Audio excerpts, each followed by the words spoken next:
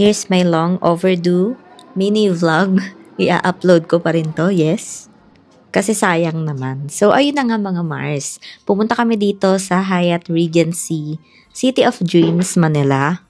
Nagstay lang kami dito for a night kasi gusto maglaro ng asawa ko. Malayo yung bahay namin dito. Anyway, let me give you a quick room tour. Pagkapasok mo ng pintuan, makikita mo dito sa right side yung closet. May mirror. Then, dito naman meron tayong coffee station, bottled water, and some snacks. Surprisingly, consumable yung drinks nila dito. Mostly kasi 'di ba may bayad yung mga ganyan. Sa left side naman, nandito yung toilet and bath. Very spacious naman. May mga toiletries, towels, shampoo, conditioner, and body wash from Pharmacopoeia. Syempre, meron din silang TV, may table.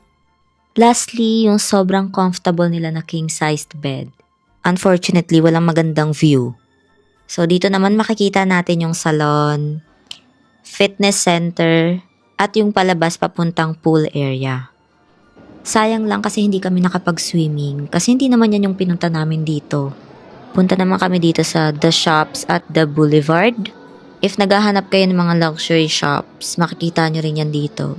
Meron ditong Furla, Coach, LV, Gucci, mga ganyan. Pero syempre hanggang tingin lang ako kasi wala naman akong pambili, oo.